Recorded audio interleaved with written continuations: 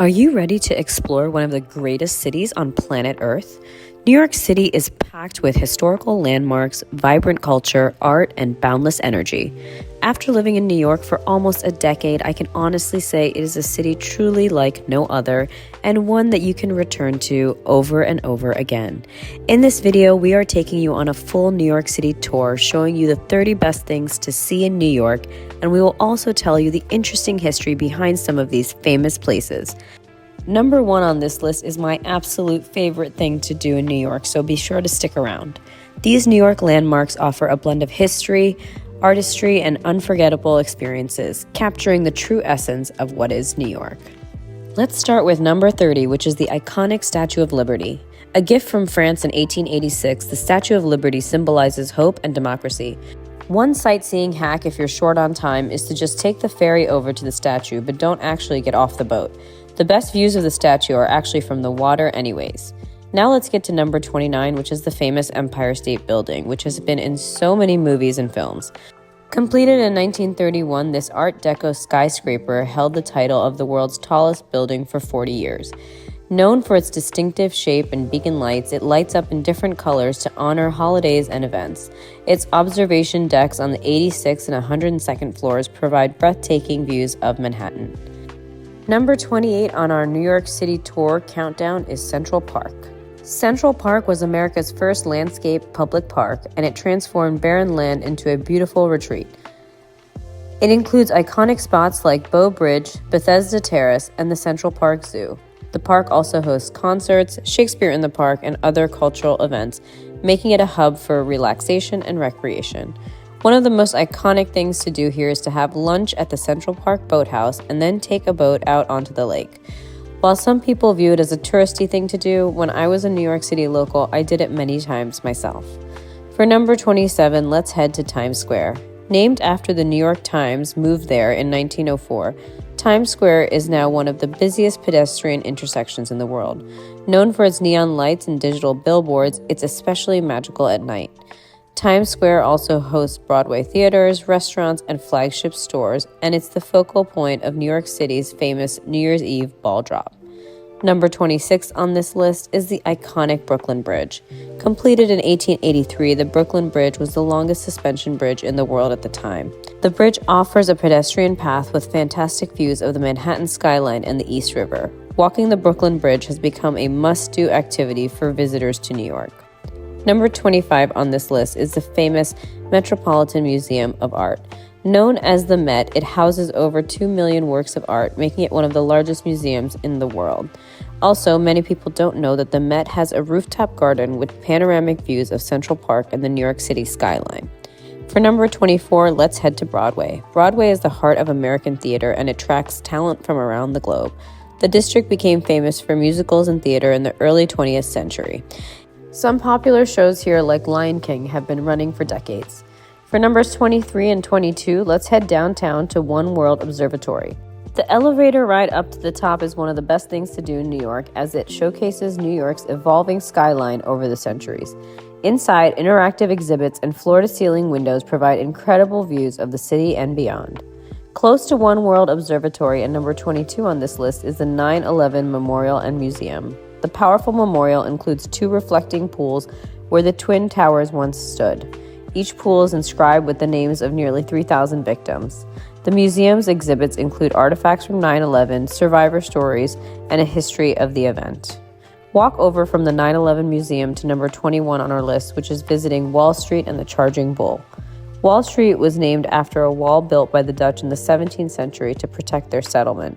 The Charging Bull, placed in Bowling Green Park in 1989 as a guerrilla art piece, is now a symbol of financial optimism and strength.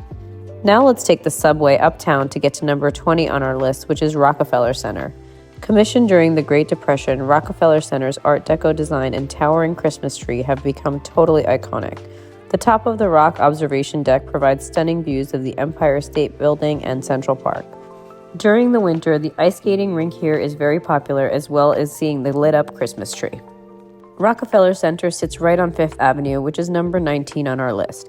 5th Avenue became famous when the Astors and the Rockefellers built their mansions here. Although it was once famously lined with grand mansions, Fifth Avenue is now famous for its luxury shopping. The street is also home to landmarks like St. Patrick's Cathedral and the New York Public Library. Speaking of St. Patrick's Cathedral, let's head there for number 18 on our list. Completed in 1879, St. Patrick's Cathedral is the largest Gothic Revival cathedral in North America. It is an architectural masterpiece. A short walk from St. Patrick's Cathedral is the famous Radio City Music Hall. This is going to be number 17 on our list. Opened in 1932, Radio City is an Art Deco masterpiece and one of the world's largest indoor theaters. It is famously known for its Rockettes and the Christmas Spectacular. Walk a few blocks south of these and get to number 16 on our list, which is the iconic Bryant Park. Once a reservoir site, Bryant Park was revitalized in the 1990s and is now a popular gathering place. The park hosts free movies in the summer and has a winter ice rink with holiday markets during the winter time. During the warmer months, bring a picnic and enjoy your food in the park. Very close to Bryant Park is the famous and grand New York Public Library. This magnificent library is number 15 on our countdown. Founded in 1895, the New York Public Library's main branches feature the Rose Main Reading Room with high ceilings and stunning chandeliers. Not too far from here is Grand Central Terminal, which is number 14 on our countdown. Grand Central Terminal is still a very functioning train station, but it is also a landmark, a transit hub, and houses many dining spots, markets, as well as shops. It has a celestial ceiling mural that was mistakenly painted backwards. Start walking south to see the famous Flatiron Building, which is number 13 on our list. Built in 1902, the Flatiron Building is one of New York's most recognizable structures. It has an unusual triangular shape that was thought to cause strong gusts of wind, sparking the term 23 skidoo as men gathered to catch glimpses of women's skirts blowing up during windy days. For numbers 12, 11, and 10 on our countdown, let's head to the west side of Manhattan. Number 12 on the list is the High Line. The High Line was once a freight railway. In 2009, the High Line was transformed into an elevated park.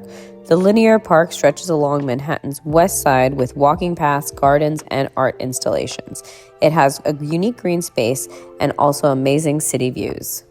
Number 10 on this list is a more recent architectural marvel, which is called the Vessel. It was completed in 2019, and it is a spiral structure at Hudson Yards, which has become a landmark in modern architecture. The Vessel has 154 interconnected staircases to provide various vantage points for city views. Number 9 on our list of things to do in New York and on our New York City tour is to, of course, take the New York City subway system. The subway system is one of the most well-connected in all of the world. In a city where taking a taxi 1 block could take 1 hour, the New York City Metro is something everyone should experience. Now let's start to head south and explore the Soho neighborhood of Manhattan, which is number 8 on our list of things to do and see when you are sightseeing in New York City. Soho stands for South of Hudson, and it became an art district in the 1970s. It has historic cast iron buildings that house trendy boutiques, art galleries, and restaurants. Number 7 on our list is the famous Chrysler Building. The Chrysler Building was completed in 1930, and for a brief period of time, it was the tallest building in the world until it was surpassed by the Empire State Building. Many people who are new to the area confuse the two as they are not that far from one another. Number 6 on our list is the iconic Guggenheim Museum located on New York City's Upper East Side. The iconic spiral design invites visitors to experience art in continuous flow, winding up from the ground floor through a series of curved ramps. Now let's walk towards New York University and visit Washington Square Park. Washington Square Park's iconic arch was built in 1892, and it commemorates George Washington's inauguration. It is number 5 on our list of things to do and see when you are on a New York tour. The park has been a gathering spot for artists, musicians, as well as protesters. Number 4 on our list is the revitalized South Street Seaport area.